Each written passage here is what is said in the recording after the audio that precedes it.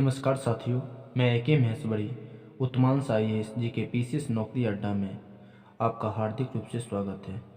साथियों, मैं आपको बता दूं कि मैं इंटरनेशनल ऑर्गेनाइजेशन का सीरीज चला रहा हूं, लेकिन आज मैं जो भौतिकी होती है, फिजिक्स होती है, मैं उनके कुछ टर्मिनोलॉजी यानी शब्दावली को मैं आपको बताऊंगा। बट इससे पहले जो भौतिकी या भौतिक जो अभी यहाँ पे आपको दिखाई दे रहा होगा, इससे पहले मैं कुछ भौतिक से रिलेटेड और सब लेक्चर 1 जो मेरा वीडियो है भौतिक से रिलेटेड वो डाला जा चुका है, तो उससे आप साथियों देख लीजिए। ये जो यहाँ पर साथियों है क्या है, भौतिकी है, यानी आपका ये क्या है, फिजिक्स है, और ये आपका भौतिक है यानी फिजिकल है। मैं आपको इसके फर्स्ट वीडियो में भी मैं बताने का प्रयास किया और इसके कुछ टर्मिनोलॉजी के बारे में और भौतिक की उत्पत्ति के बारे में बताऊंगा। भौतिकी क्या है मैं इसके बारे में नहीं बताऊंगा। तो यहाँ पर भौतिकी और भौतिक में क्या अंतर है मैं इससे पहले आपको बता चुका हूँ। फिलहाल यहाँ पर साथियों जो आज मैं आपको बताऊंगा भौतिक के कुछ महत्वपूर्ण टर्मिनोलॉजी के बारे में, कुछ शब्दावली के बारे में। ये जो यहाँ पर साथियों भौतिकी जो लिखा है, इस शब्द की उत्पत्ति ग्रीक वर्ड यानी शब्द फूसिका से हुआ है।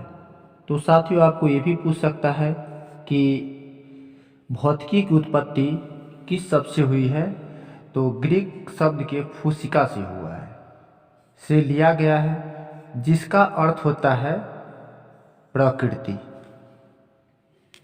क्या होता है, प्रकृति। और मैं आपको इससे पहले के वीडियो में प्रकृति के सेंस के बारे में बता चुका हूँ। फिलहाल अभी भी बताऊंगा कि प्रकृति भगवान को कहते हैं और प्राकृतिक इनके द्वारा निर्मित वस्तु को कहते हैं। इंग्लिश में इसको हम लोग नेचर बोलते हैं।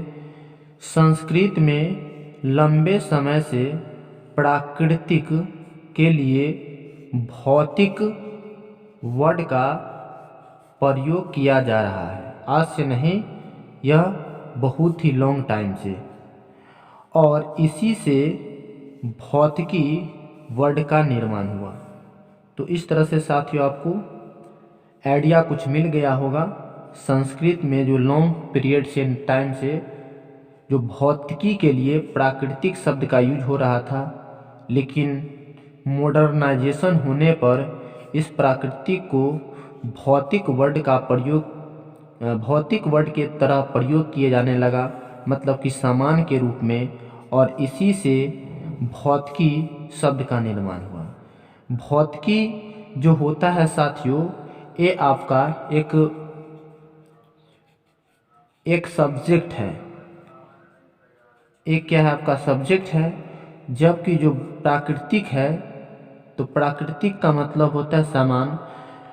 तो सामान के अध्ययन की सब्जेक्ट हम लोग भौतिकी कहते हैं।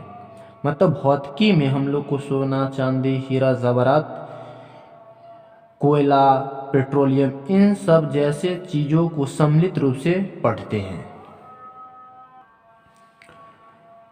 भौतिक यानी फिजिकल का कईक मीनिंग होता है, कईक अर्थ होता है, कईक टर्मिनोलॉजी होता है। तो साथियों हम इस टर्मिनोलॉजी को भी देखेंगे। इसका जो शारीरिक होता है भी अर्थ, जिस्मानी भी होता है, जिसको हम लोग बॉडली भी बोलते हैं। इंग्लिश वर्ड ये सब नेचुरलिस्टिक होता है, बॉडली होता है। इस भौतिक को हम लोग प्राकृतिक भी बोलते हैं। इन भौतिक को हम ब्रह्मांड, पार्थिव जगत, भौतिक या प्राकृतिक के भी नाम से जानते हैं। तो दोस्तों आप यहाँ देख रहे हैं कि एक जो भौतिक है, इनको किस तरह से कईक नामों से पुकारा जाता है। तो हमें यदि कोई सब्जेक्ट को स्टडी करना चाहिए या करना होता है, तो हम उसे एक ही टर्मिनोलॉजी को देखकर चाहते हैं कि हम उसके महारत हासिल कर ले और उसके में एक बहुत बड़ा विद्वता प्राप्त कर ले और विद्वान बन जाए उसका। ऐसा नहीं होता है साथियों। उसके बहुत सारा जो सरल से सरल और थोड़ा बहुत जटिल से जटिल टर्मिनोलॉजी को आपको कनेक्ट करके एक दूसरे से देखना पड़ेगा। जैसे कि यहाँ पर ब्रह्मांड अगर देखा जाए तो यूनिवर्स होते हैं, तो यूनिवर्स क्या होते हैं? तो यूनिवर्स में तो हमको समान ही दिखाई देता है, समान ही पढ़ना होता है।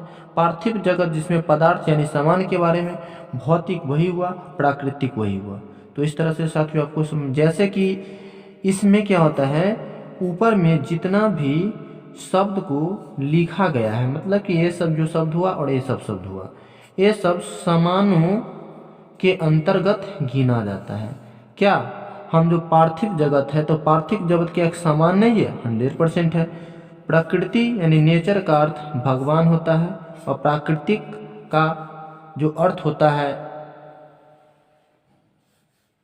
प्राकृतिक यानी भौतिक का अर्थ होता है भगवान द्वारा बनाया गया चीज यानी वस्तुएं होती है। तो आई होप साथियों अब क्लियर हो गया होगा कि प्रकृति या भौतिक जो क्या होती है, प्रकृति जो होती है नेचर, उसको हम कहते हैं भगवान, और प्राकृतिक या भौतिक जो होता है भगवान के द्वारा बनाया गया चीज़ें यानी वस्तुएं होते हैं। जैसे कि ब्रह्मांड हो गया, तब ब्रह्मांड को किसने बनाया? भगवान ने। पार्थिव जगत को किसने बनाया? भगवान ने। कोयला, सोना, चांदी, पानी, आग इत्यादि चीज ही भौतिक है ना, भौतिक या प्राकृतिक कहलाया, और इन सब का बनाने का काम कौन किया? तो भगवान यानी प्रकृति किया। तो आई होप साथियों आपको प्रकृति और प्राकृतिक यानी भौतिक में डिफरेंसेस समझ में आ गया होगा। तो इस तरह से साथियों यह लेक्चर समाप्त होता है। तो फिर मैं आपसे एक नए वीडियो के साथ मिलता हूँ। साथियों यदि इस चैनल पे आप नए हो तो इस चैनल को आप लाइक कर लो, सब्सक्राइब कर लो और शेयर जरूर कर दीजिए।